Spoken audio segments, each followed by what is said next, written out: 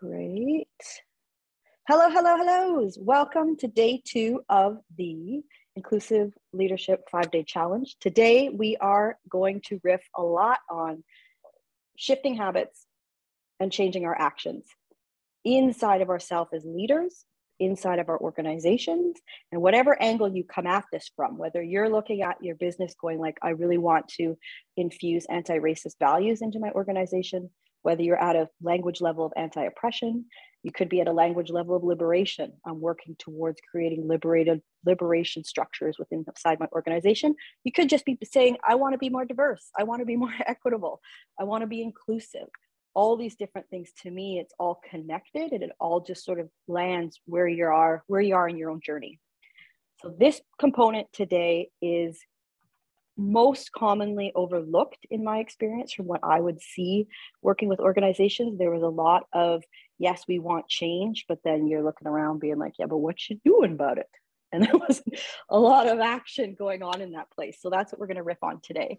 So let's get to it. And this is going to be, I'm not going to do all the heavy lifting here. We're going to go to some breakout rooms and be able to kind of really get crunchy and work on some different things, because that's how we learn. Yes, yes, yes. As usual, you can DM me privately if you have any questions.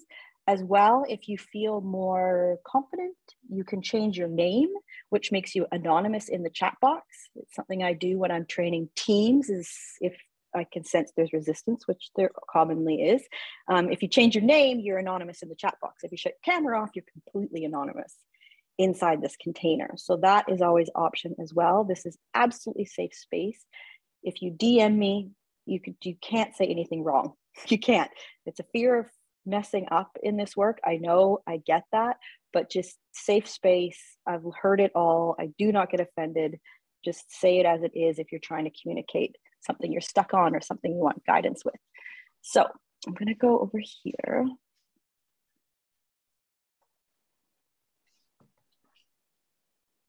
Get this ready.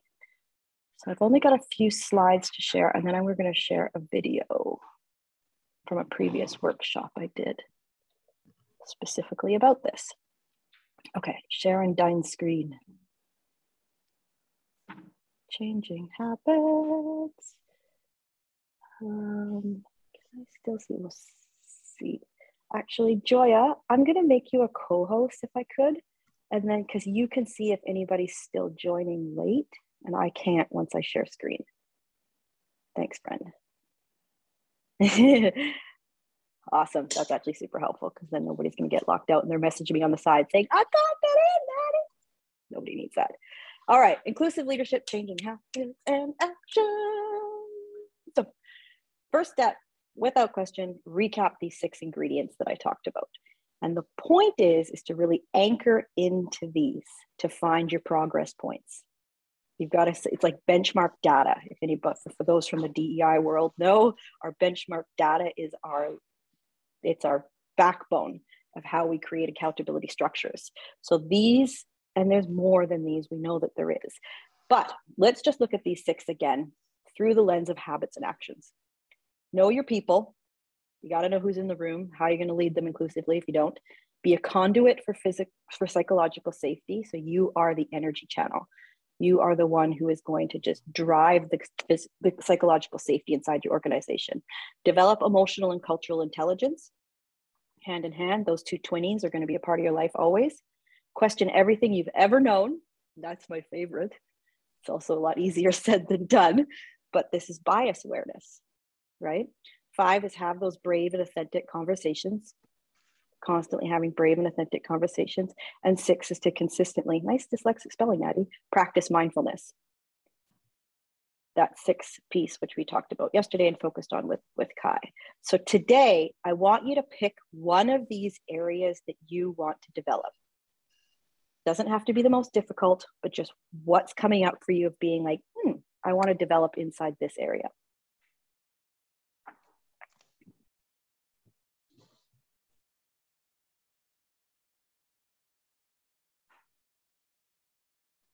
Now, I'm going to give you, you're going to have this kind of to this next piece that we do.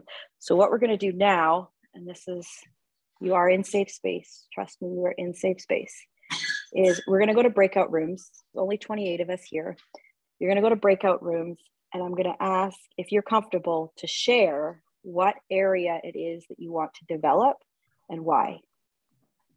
And you brave showing up, brave conversation, brave authentic conversation here is going to help really root in what I've got to share for the rest of our hour together. So let me go here. Is live transcript not set up? Where is it? There it is. Now it is. Good.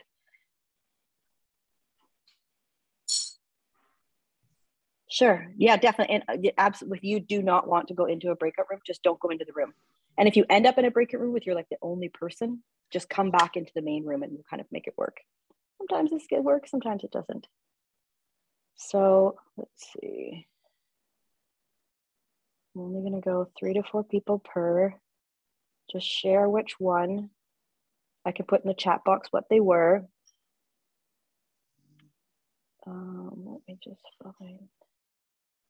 You can also absolutely DM me if you do not want to go into a breakout room. Oh, that worked out well. Okay. Grab my notes, move into there.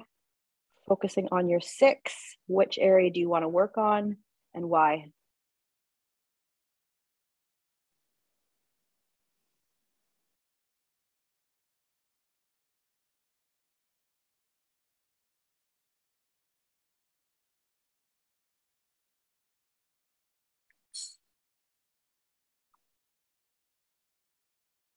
I have to switch devices, so that's why I'm No back worries. in.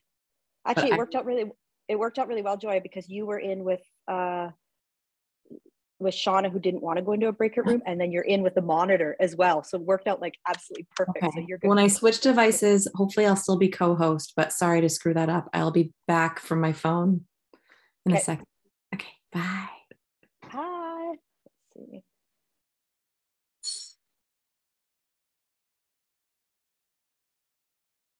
Did that work?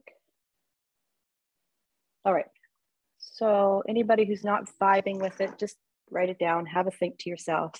What is it that you want to focus on and why?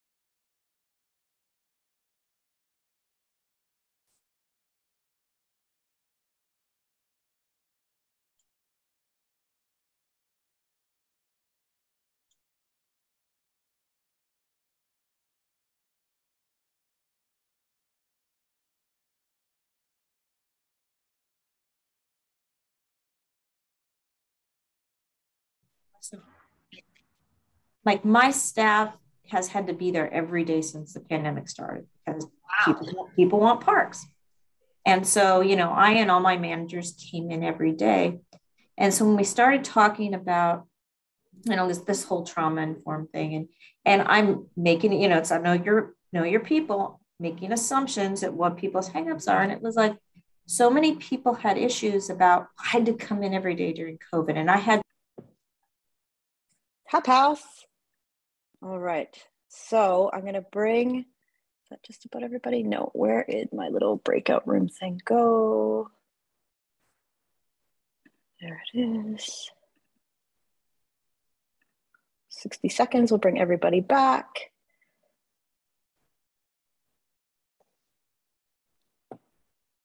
Yeah, that's enough time.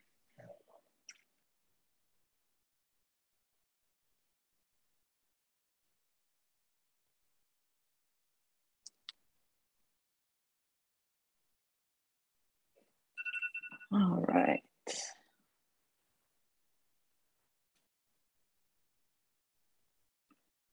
And as always, the chat box is open. So if you have anything that came up that you want to share with me, direct message, please do. Everybody's coming back. Hooray. Thank you for participating in breakout rooms. I know with Zoom fatigue, it can be a bit much. All right. How was that? Anything come through that anybody feels like sharing? That whole social learning thing. Hello, hello, hellos. Welcome back.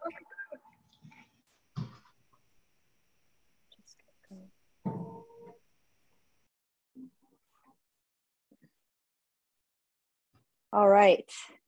Yes. How is that? Interesting. Yeah. Good. Everybody's got something that they're thinking of. Okay, that's what I want to focus on. That's the area that I want to drive this forward on. Okay, let me close this.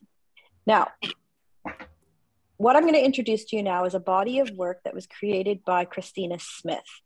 Christina Smith, we collaborated on a workshop last year specifically around changing habits and actions. And I will share with you Christina's contact information and everything there. But what we're going to look at is I'm going to share just a 20-minute snapshot of the workshop that we did together, which is specifically around what she calls, it's a model she created called shift.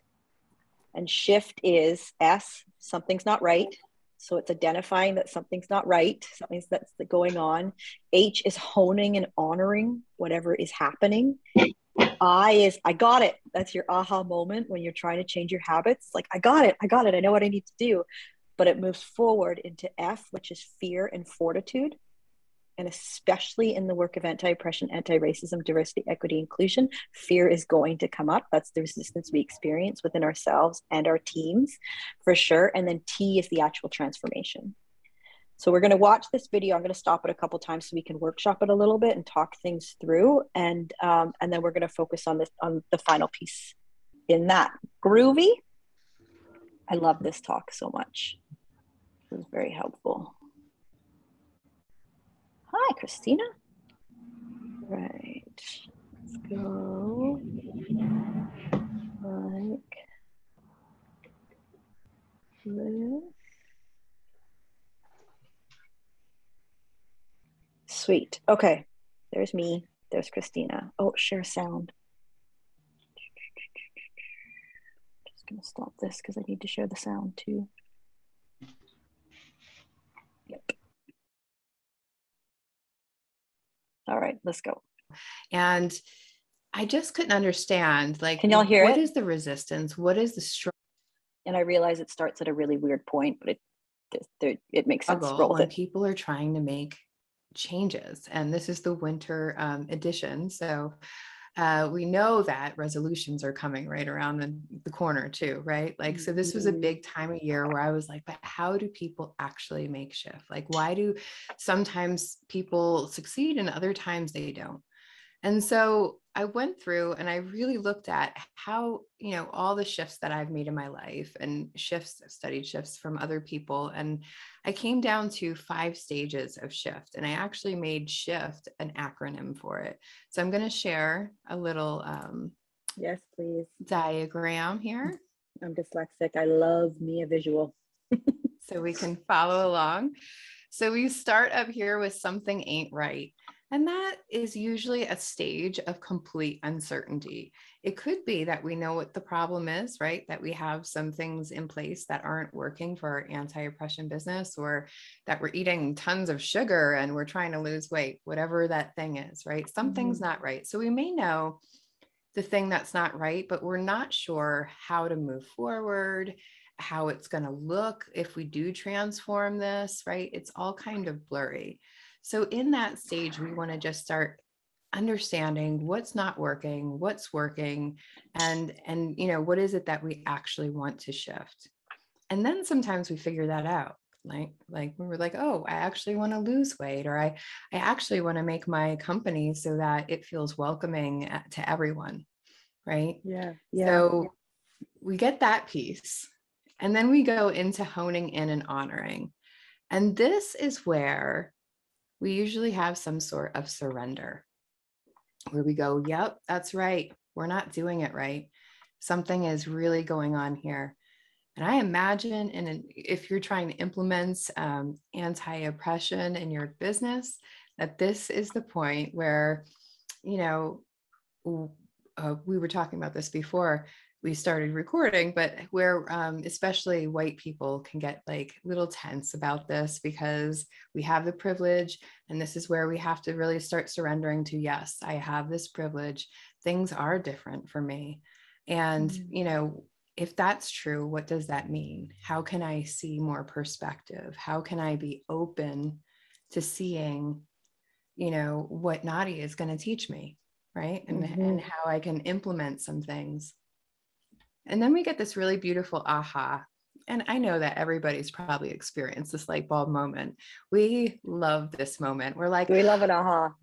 I get it. I just need, I need to hire Nadi because she's going to figure out how to help me in my business. Or I figured it out. I want to lose weight. I got to stop eating chocolate cupcakes for dinner, right?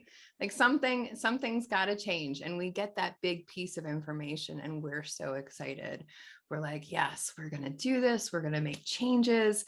And that's usually where people think shift ends. And that's literally just the beginning. If I was actually going to do this, if I was actually going to do this diagram properly, something ain't right would be here, honing in and honoring would be here, and I got it would be here, and this would all be fear and fortitude. Because you get to the aha moment of like, okay, I understand that there is misogyny inside my business. I understand that there is some gender discrimination happening. Aha, I got it. I know what to do. I hire Family. Family comes in. Family does a workshop. Family fixes it. Got it. And that's as far, and we see this a lot with organizations, is that's as far as they go. Identify a problem, bring somebody in who's going to fix said problem, and then they're like, we good. Interesting. Okay, cool. Yeah. Or they get their values, right? Like there's lots of business coaches who do like values, and they're like, oh, we got our values. We understand who we are. And it's like, yeah, you understand who you are, but now you got to do the work. Yeah. Because now you have this aha, and it has told you that something different needs to happen. And the fear and the fortitude is where we start making those choices, right? And where we start hitting the challenges. Because every time we tell the universe we want to change something, what's going to happen is they're going to go, really? Let's see. And you're going to get these opportunities to change, and you're going to feel resistance. You're going to feel conflict with inside. You're going to feel conflict in your business because there's so many different people trying to grasp onto these concepts at the same time. So this is a very challenging stage. And I know that you have another speaker to talk about fear and fortitude, but I cannot stress enough how big this fear and fortitude stage is, because it is where people give up. This is when they say, I can't, it's too hard, it doesn't feel good, we were also mentioned, one of our fears, I think, as human beings in general, is discomfort. We love to feel comfortable, and comfortable means, not running into cognitive dissonance, which I'm sure is a major player when it comes to what you do. Mm-hmm. Because we have to really think about things in a whole new way, which means that we have to make all these new choices that we never had to make before. And I can only imagine an organization, what that looks like, all the different people, changing. Some people do it great. My husband is a bandwagon jumper. You tell him something is great for him and something is different, and he's on that bandwagon. He's reading the books, he's dieting, he can do it. And that he's an early adopter. Now, there's people like me, I'm a late adopter. I need to know that it's been proven, that other people have done it, that there's results, right? I'm the one who waits until everybody else has a smartphone and my phone is still the flip phone. That's me. So we have to understand. We see this in our work. We see this in our work too, like in the anti-oppression and the anti-racism, I'm sure. Diversity, equity, inclusion, justice, Jedi, dibs, all the names that people have for it. We definitely see that piece of, this is what kind of came up for me right there, was wait a second. So everybody's shifting at different paces. They're all shifting at different areas, and some might be in an aha stage, or somebody else is already in a fear stage where somebody's still trying to figure out what the problem is. Whew. Yeah, that's complex. Yeah. I'm sure that absolutely is it, because I from my experience being in corporate, was leaders made all these decisions and then they were like, we're rolling this out, this is how it's going to be. Well, just because they got the aha and just because they understand why and what they want to do does not mean that everybody else does. So it's going to take, it's after the leadership goes through that, you actually have to take all of your employees then through the something ain't right, the honing in and honoring, the I got it, so that they can get it for themselves. You can't just tell them, hey, this is what you need to get and you're going to get it, right? We all have a slightly different aha when it comes to anti-oppression, when it comes to losing weight. It doesn't matter what it is. We all have different impressions over what that means. So absolutely, leadership could think we're in transformation now, 80% of our choices are aligned with what we want or more, right? And that's our default, is that we're really made this shift, but 80% of their company could still be, I haven't got it yet. I don't even know why I'm doing this. Or you could have a really that has to do with your buy-in, I'm sure. Yes. And then that made me think of having a really, whether it's intentional or unintentional, but a toxic segment who are in fear stage.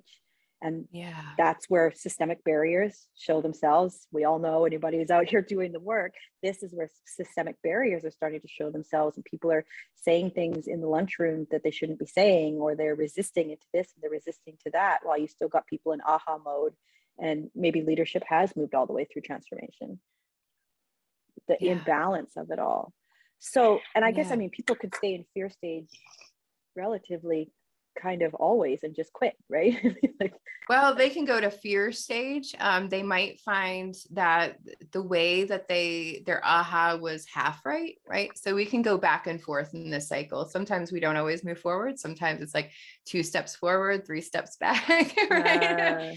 Because we can go to fear and fortitude. And then if we don't fight those challenges, we kind of go back to something's not right because we're not changing anything, right?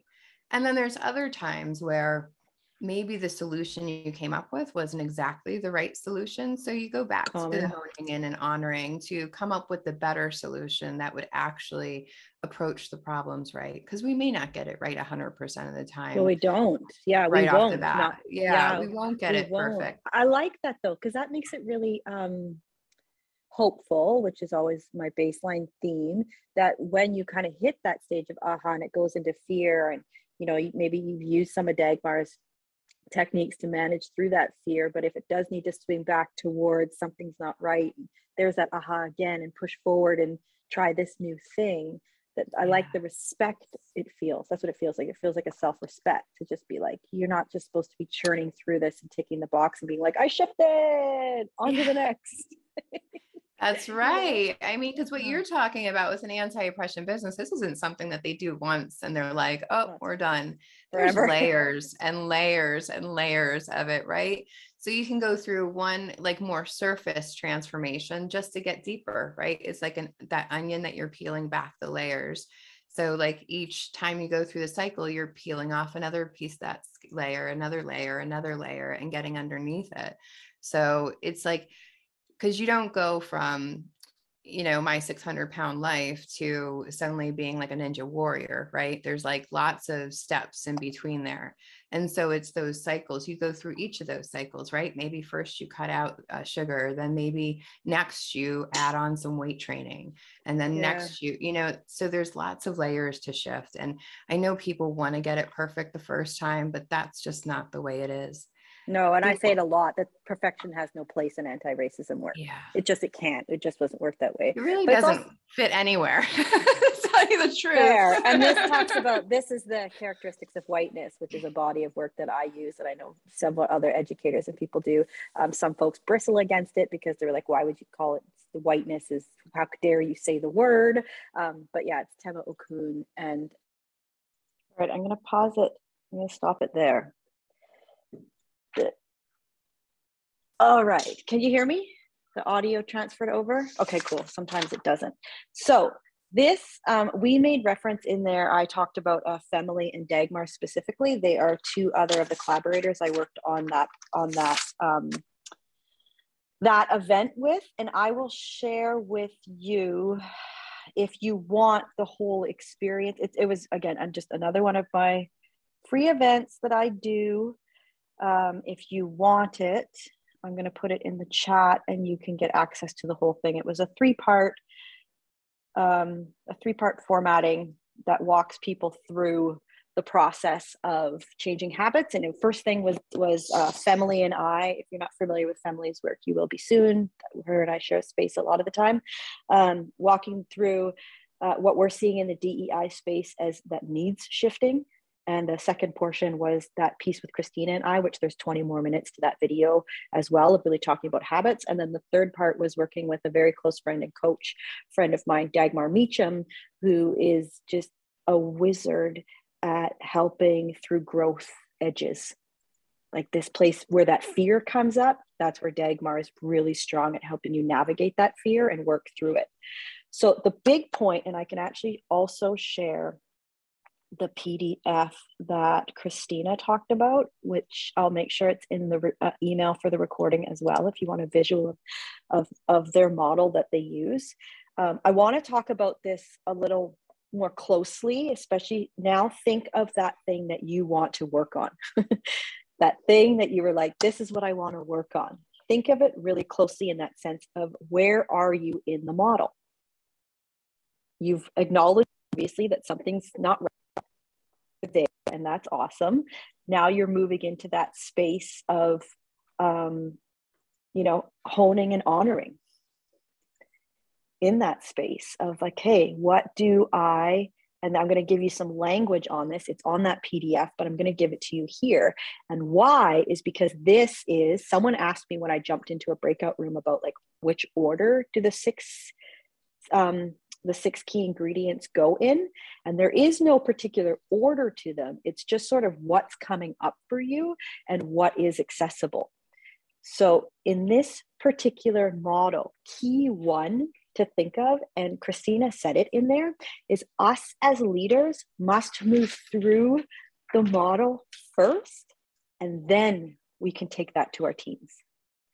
Because if we haven't fully processed our fear inside the changed habit, where's that going to go when we're working with our team? It gets real messy real quick if we haven't processed through that. Plus, our ability to identify where someone else is on their journey is fundamental to us as being not just leaders, but inclusive leaders. So someone had mentioned, okay, large teams, I'll use an example. Large teams, how do I stay connected to everybody and what they need on a large team? And I find this model is a really great way to look at how to do that, because in a large team or any team, we're looking for our champions. Who's the champions inside the organization? And the reason they're champions is because they've shifted. They've come from being like, yes, I see a problem. I'm honing in and I'm honoring that something's going on. They've had some aha moments. They've probably worked independently, maybe collectively inside the organization through fear, and they've experienced transformation. That's why they're champions. So we focus on them because they're the ones who are going to really holistically be able to help get a good temperature of the organization. Then we go back around inside the model, if you will, and start looking at the people who need more support from us, who aren't engaged with the champions, who aren't at the same level of knowledge, capacity, competency, like that. So one of the things I want to bring up is that fear and fortitude. And I love that Christina says it. It's really big. It's bigger than we think it is. And especially when we look at things like Zoom fatigue, right? So we're already at a place of being like, or DEI fatigue. Just start there, right? Leaders being like, we're going to go do this great thing. And everybody else is like, what? We're going to do what? What? You said you would do that 2 years ago. What? We're doing it now, right? DEI fatigue is so real in that sense because it's really, you're forcing people into fear and fortitude. They don't get to have their own experience of what they feel they needs to be shifted. They don't have their own experience of owning and honoring, like honing in and honoring what's going on. They're not having any aha moments. We're just tossing them straight into fear. And how are they going to transform? Hard no, right? It's not going to happen like that. So I hope that gives some structure, if you will, to the sense of what needs to happen when we are shifting our habits and creating different actions inside ourselves and our organizations. Now we're going to focus on that one thing that you want to shift in yourself. And I'm going to give you the framework that Christina has around honing and honoring. Because towards the end of this video, we really slowed down on what that piece means because I didn't understand it fully and completely.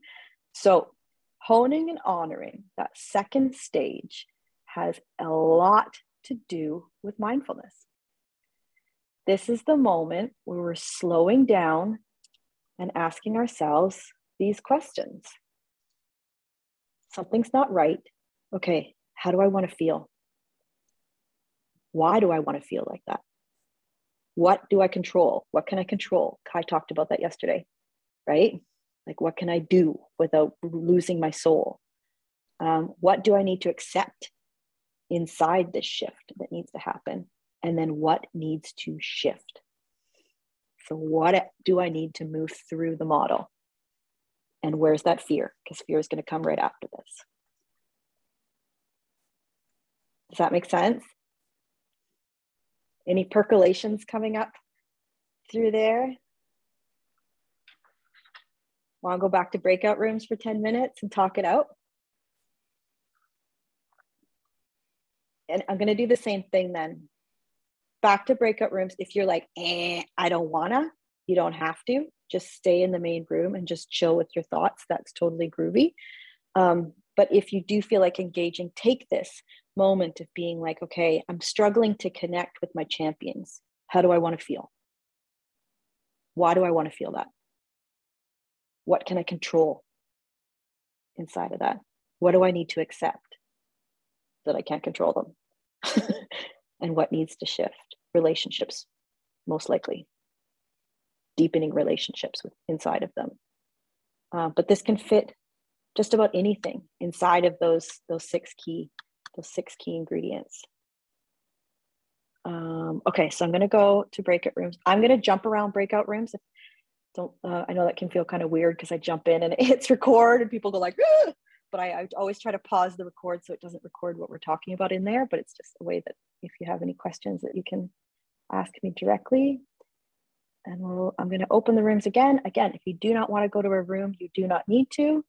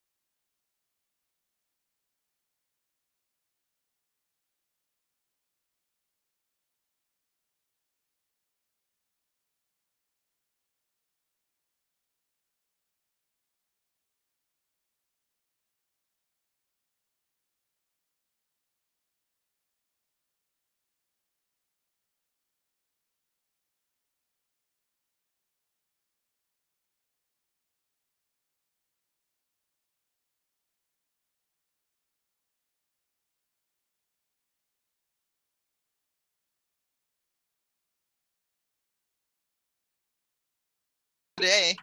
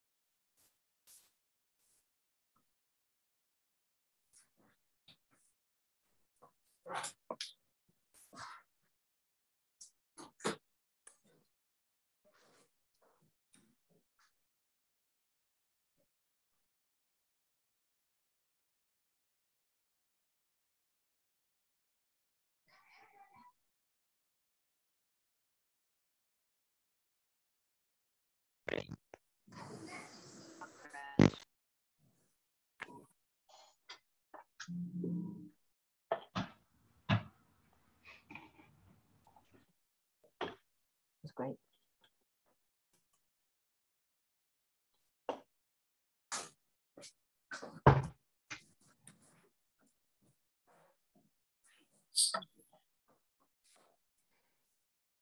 And that's the mission.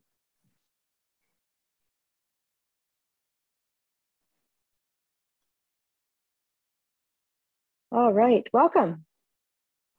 Welcome, welcome, welcome. Everybody can hear me?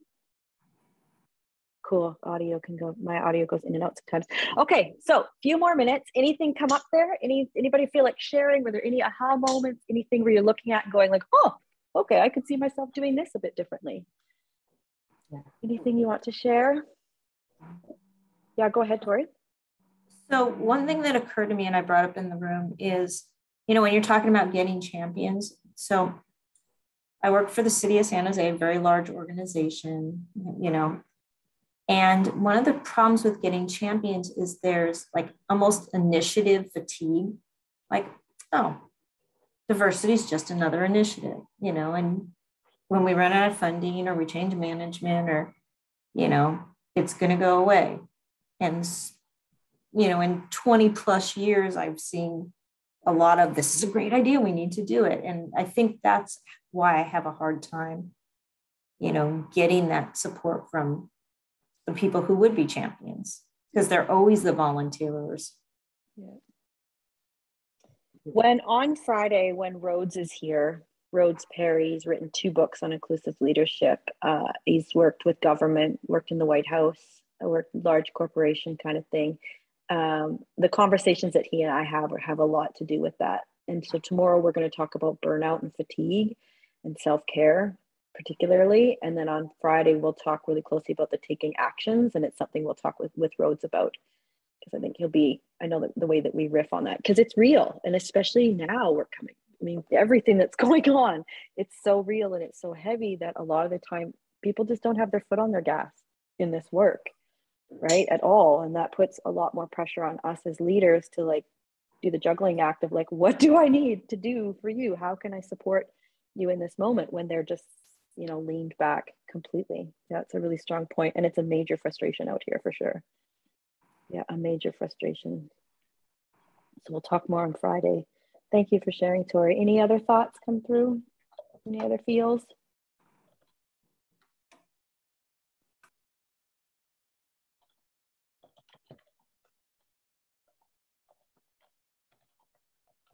So if you do sign up for if you want to take the full habits and actions workshop, I'm going to put it in the, it's in the chat somewhere, but I'll also put it in the email so you have access to it.